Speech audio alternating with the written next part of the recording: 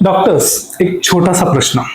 समजा तुमचं Google profile खूप छान आहे, फोटोज आहेत, वेबसाईट आहे, लोकेशन आहे, सर्व्हिसेस देखील प्रॉपरली लिस्टेड आहेत, पण तुमच्या प्रोफाईलवर रिव्ह्यूज आहेत फक्त 10 ते 15 आणि तुमच्या जवळपासच्या दुसरा एखादा डॉक्टर आहे जो की तुमचा कॉम्पिटिटर आहे, त्यांच्या प्रोफाईलवर 500 ते 600 जेन्युइन रिव्ह्यूज आहेत.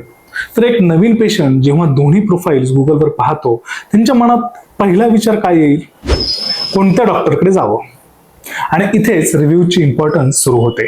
पण आज मी तुम्हाला फक्त रिव्ह्यूज वाढवा असं सांगणार नाही.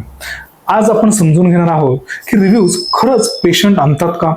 रेटिंग पेक्षा नंबर ऑफ रिव्ह्यूज महत्वाचे आहेत का? निगेटिव्ह रिव्ह्यूज आला तर काय करायचं? आणि सर्वात महत्वाचं म्हणजे डॉक्टर्सने इथिकली रिव्ह्यूज कसे मिळवायचे. नमस्कार, मी अभय ढमाले. सगळ्यात आधी एक गोष्ट समजून घेऊया की रिव्ह्यू म्हणजे फक्त गुगलवर दिसणारे स्टार्स नाही आहेत. पेशंट जेव्हा डॉक्टरला सर्च करतो तेव्हा तो फक्त बघत नाही की डॉक्टर हा 4.9 आहे की 4.8 स्टार. तो बघतो की किती लोकांनी रिव्ह्यूज दिले आहेत, लोकांनी काय लिहिले आहे, डॉक्टरचं बिहेवियर कसं आहे, ट्रीटमेंट बद्दल लोकांचा एक्सपिरियन्स कसा आहे, क्लिनिकचा स्टाफ कसा आहे, वेटिंग टाइम कसा आहे आणि ओव्हरऑल एक्सपिरियन्स हा कसा असेल. म्हणजेच रिव्ह्यूज हा डिजिटल वर्ल्ड मधला पेशंट एक्सपिरियन्सचा एक छोटासा पब्लिक प्रूफ असतो. समजा एखाद्या पेशंटला ऑर्थोपेडिक डॉक्टर पाहिजे, तो गुगलवर सर्च करतो बेस्ट ऑर्थोपेडिक डॉक्टर नियमी. त्याला 3 ते 4 डॉक्टर्स दिसतात. पहिल्या डॉक्टरकडे 4.9 रेटिंग आणि 25 रिव्ह्यूज आहेत. दुसऱ्या डॉक्टरकडे 4.8 रेटिंग आणि 600 रिव्ह्यूज आहेत. तर तिसऱ्याकडे 4.7 रेटिंग आणि 1200 रिव्ह्यूज आहेत. आता पेशंट लगेच अपॉइंटमेंट बुक करेल का? बिलकुलही नाही. तो पुढे काय करेल? त्यांचं प्रत्येक डॉक्टरचं प्रोफाईल उघडेल, फोटोज पाहिल किंवा रिव्ह्यूज बघेल, रिव्ह्यूज वाचेल, डॉक्टरांचं स्पेशलायझेशन काय आहे ते देखील चेक करेल. वेबसाईट असेल तर वेबसाईट तर ती प्रायमरीली ती ओपन करून पाहिल, त्यांच्याबद्दलची सर्व माहिती घेईल, लोकेशन चेक करेल, कदाचित इंस्टाग्राम आणि युट्यूब सुद्धा पाहिल आणि मगच डिसिजन घेईल. म्हणजेच पेशंट जर्नी साधारण अशी असते: search, profile, reviews, information, trust and then appointment. Reviews हा या जर्नी मधला एक इम्पॉर्टंट ट्रस्ट पॉइंट आहे. आता एक इंटरेस्टिंग सिच्युएशन घेऊया. एक डॉक्टरकडे 5 स्टार रेटिंग आहे पण रिव्ह्यूज मात्र फक्त 8 आहेत. दुसऱ्याकडे 4.8 आहे, ज्यांच्याकडे 500 रिव्ह्यूज आहेत. पेशंटला दुसरं प्रोफाईल जास्त इस्टॅब्लिश्ड वाटू शकते. असे का? कारण त्याला जास्त पेशंट एक्सपिरियन्सेस दिसत आहे. याचा अर्थ असा मुळीच नाही की 500 रिव्ह्यूज असलेला डॉक्टर नेसेसरीली बेटर आहे आणि 8 रिव्ह्यूज असलेला डॉक्टर हा चांगला नाही, असं बिलकुलही नाही. एक गोष्ट लक्षात घ्या, रिव्ह्यूज हे क्वालिटी ऑफ मेडिकल ट्रीटमेंटचं हे ऍब्सोल्यूट प्रूफ नाहीये. हे खूप इम्पॉर्टंट आहे आणि हे लक्षात ठेवा. पण डिजिटल डिसिजन मेकिंग मध्ये ते ट्रस्ट आणि स्पेशल प्रूफ म्हणून फार उपयोगी काम करतात. म्हणून फक्त रेटिंगकडे पाहू नका. रेटिंग बरोबरच नंबर ऑफ रिव्ह्यूज, रिव्ह्यूजची क्वालिटी, ओव्हरऑल ऑनलाईन प्रेझेन्स हे देखील सर्व क्युम्युलेटिव्हली पहा. आता प्रश्न येतो, पेशंट रिव्ह्यू मध्ये लिहितो तरी काय? कधी कधी काही पेशंट लिहितात की doctor explain everything very well. काही पेशंट्स लिहितात की स्टाफ वॉज व्हेरी हेल्पफुल. बहुधा क्लिनिक वॉज क्लीन किंवा doctor listen to my problem very carefully. अशा पद्धतीचे काही शॉर्ट अँड क्रिस्प रिव्ह्यू हे क्लिनिक किंवा हॉस्पिटलला हे दिले जातात. हे छोटे छोटे सेंटेन्सेस आहेत, पण एका नवीन पेशंटसाठी ते काय बनतं? तर एक एक्सपेक्टेशन. त्याला वाटतं की जर मी इथे गेलो तर कदाचित मला इथे नीट एक्सप्लेन केलं जाईल, स्टाफ चांगला असेल, क्लीनलीनेस असेल, डॉक्टर्स चांगले आहेत. आणि इथेच एका रिव्ह्यूची खरी पॉवर आहे. रिव्ह्यू म्हणजे फक्त मार्केटिंग कंटेंट नाहीये, तो दुसऱ्या पेशंटच्या एक्सपिरियन्स मधून आलेला ट्रस्ट डिजिटल साईन आहे. आता एक अनकम्फर्टेबल टॉपिक घेऊयात आपण, तो म्हणजे निगेटिव्ह रिव्ह्यूज. डॉक्टरच्या प्रोफाईलवर एखादा निगेटिव्ह रिव्ह्यू आला तर काही डॉक्टर्स लगेच पॅनिक होतात.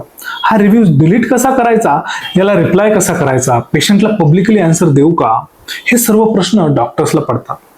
तर यामध्ये मी सर्वात पहिल्यांदा सांगेल की पब्लिकली बिलकुलही आर्ग्युमेंट करू नका. पेशंटने चुकीचं लिहिलेलं असलं तरीही पब्लिक प्लॅटफॉर्मवर इमोशनल रिप्लाय देणं हे अवॉइड करा. प्रोफेशनलीच रिस्पॉन्स देणं हे फार गरजेचं आहे. For example, we are sorry to hear about your experience. We take patient feedback very seriously. Please contact to our clinic directly so that we can understand your concern and address it. Thank you. बस इतकाच reply द्यायचा आहे तुम्हाला. एक गोष्ट लक्षात ठेवा की पेशंटची मेडिकल इन्फॉर्मेशन पब्लिक रिप्लायमध्ये कधीही शेअर करू नका.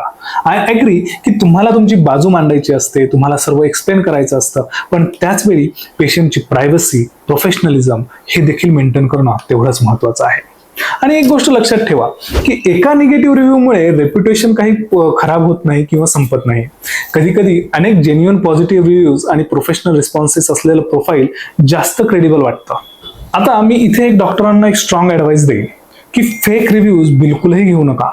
फेक रिव्ह्यूज म्हणजे काय की फ्रेंड्सकडून फेक रिव्ह्यूज घेतले, स्टाफकडून पेशंट असल्यासारखं रिव्ह्यूज घेणं किंवा पेड रिव्ह्यूज घेणं, रिव्ह्यू बाईंग सर्व्हिसेस परचेस करणं, हे सगळं अवॉइड करा.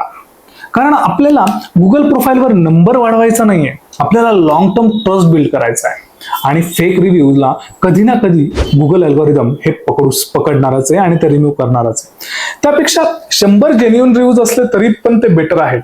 कारण शेवटी क्वालिटी आणि ऑथेंटिसिटीला तुम्ही क्वांटिटीपेक्षा जास्त महत्त्व द्यायला हवं. आता प्रॅक्टिकल पार्ट घेऊया की जेन्युइन रिव्ह्यूज मिळवण्यासाठी डॉक्टर प्रोफाईल असेल किंवा हॉस्पिटलचं प्रोफाईल असेल तर काय करायचं. सर्वात महत्त्वाचं, पेशंट एक्सपिरियन्स हा चांगला असायला हवा. कारण खराब एक्सपिरियन्स असेल तर फक्त रिव्ह्यू मागून फायदा नाही. दुसरं, सिंपल प्रोसेस तयार करा. फॉर एक्झाम्पल, कन्सल्टेशन झाल्यानंतर योग्य वेळी स्टाफ पेशंटला पोलाइटली सांगू शकतो की आपला आजचा एक्सपिरियन्स चांगला असेल तर कृपया गुगलवर आपला जेन्युइन फीडबॅक शेअर करा. आणि त्यासाठी डायरेक्ट गुगलची रिव्ह्यू लिंक असेल किंवा तुमच्या एजन्सीने किंवा तुम्ही क्रिएट केलेला गुगल रिव्ह्यूचा QR कोड देखील तुम्ही त्यांना शेअर करू शकता. पण यामध्ये एक महत्त्वाची गोष्ट, please give us 5 star rating असं सांगण्याची बिलकुलही चूक करू नका. कारण त्यांच्याकडे तुम्ही जेन्युइन फीडबॅक मागणं हे खूप महत्त्वाचं आहे. लक्षात ठेवा, आपल्याला फक्त 5 स्टार रिव्ह्यूज नको आहेत, आपल्याला रिअल पेशंट एक्सपिरियन्स हवा आहे. आणखी एक महत्त्वाची गोष्ट म्हणजे की क्लिनिकमध्ये एक छोटासा QR कोड ठेवता येतो. तो गुगल रिव्ह्यूचा जो QR कोड आहे तो तयार करून इफ पॉसिबल तुमच्या रिसेप्शनवर, बिल काउंटरवर जवळ नक्की ठेवा. किंवा अपॉइंटमेंट फॉलोअप कम्युनिकेशनमध्ये रिव्ह्यू लिंक शेअर करता येते. हे सर्व तुम्ही नॅचरली आणि अप्रोप्रिएटली करायला हवं. पेशंटवर बिलकुलही प्रेशर टाकू नका की आम्हाला रिव्ह्यूज द्या किंवा त्यांना सारखं सारखं पिंग करू नका की रिव्ह्यूज द्या.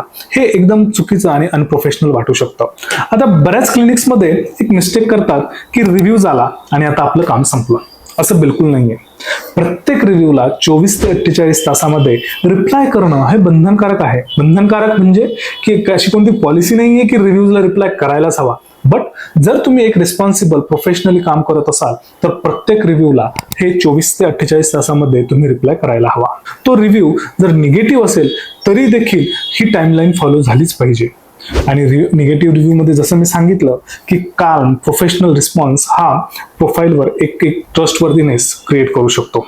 आणि एक गोष्ट लक्षात ठेवा की हे जे गुगल रिव्ह्यूज आहेत ते म्हणजे फक्त गुगल प्रोफाईलवर पडून राहणारे कमेंट्स नाही आहेत, ते तुमच्या ओव्हरऑल ऑनलाईन रेप्युटेशनचा एक अविभाज्य घटक आहेत. आता मी तुम्हाला 3 एलिमेंट सांगणार आहेत की जे तुम्ही लक्षात ठेवायला हवे. गुगल प्रोफाईल, रिव्ह्यूज आणि वेबसाईट.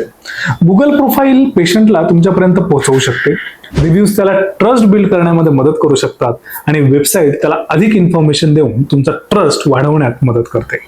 जसं की वेबसाईटमध्ये तुम्ही डॉक्टर कोण आहे, त्यांची स्पेशलायझेशन काय आहे, कोणत्या ट्रीटमेंट देत आहेत, क्लिनिक कुठे आहे, अपॉइंटमेंट कशी घ्यायची, ही सर्व इन्फॉर्मेशन त्यांना वेबसाईटवरून मिळू शकते. म्हणजे हे 3 जे मी तुम्हाला वेगवेगळे एलिमेंट सांगितले, हे तिन्ही एलिमेंट हे एकमेकांना सपोर्ट करतात आणि तुम्हाला तुमचे पेशंटचे कन्व्हर्जन रेशो वाढवण्यासाठी मदत करू शकतात. आणि शेवटी एक महत्त्वाची गोष्ट, रिव्ह्यूजचं सक्सेस फक्त माझ्याकडे 500 रिव्ह्यूज झाले इथपर्यंत ठेवू नका. तुम्ही बघा की गुगल प्रोफाईलवर किती लोक आलेले आहेत, किती लोकांनी मला कॉल केलाय, वेबसाईटवर किती लोक गेले, किती लोकांनी अपॉइंटमेंट बुक केली आहे, किती लोक ऍक्च्युअल पेशंट्स म्हणून आलेले आहेत. हा सर्व ट्रॅक ठेवणं हे तुमच्या बिझनेससाठी, तुमच्या क्लिनिक, हॉस्पिटल किंवा पर्सनल प्रॅक्टिससाठी फार महत्त्वाचं आहे. कारण शेवटी रिव्ह्यूज हा काही डेस्टिनेशन नाहीये, तो पेशंट जर्नी मधला एक महत्त्वाचा पार्ट आहे. म्हणून डॉक्टर्स, तुम्ही प्रश्न विचारताना असा विचारू नका की माझ्याकडे किती रिव्ह्यूज आहेत.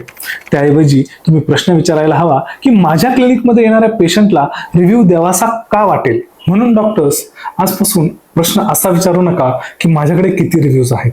त्याऐवजी प्रश्न हा असा असायला हवा की माझ्या क्लिनिकमध्ये येणाऱ्या पेशंटला रिव्ह्यू द्यावासा का वाटेल. कारण चांगले रिव्ह्यूज मागून तयार होत नाहीत, ते चांगल्या पेशंटच्या एक्सपिरियन्समधूनच तयार होतात. तुमचं काम आहे की चांगला एक्सपिरियन्स तयार करणं आणि डिजिटल मार्केटिंगचं काम आहे त्या एक्सपिरियन्सला योग्य लोकांपर्यंत पोहोचवणं. म्हणूनच रिव्ह्यूजला फक्त गुगल रँकिंगचा विषय म्हणून बघू नका, त्यांना पेशंट ट्रस्टचा विषय म्हणून देखील पहा. आणि लक्षात ठेवा, your reputation doesn't start with your marketing, It starts with your patient experience.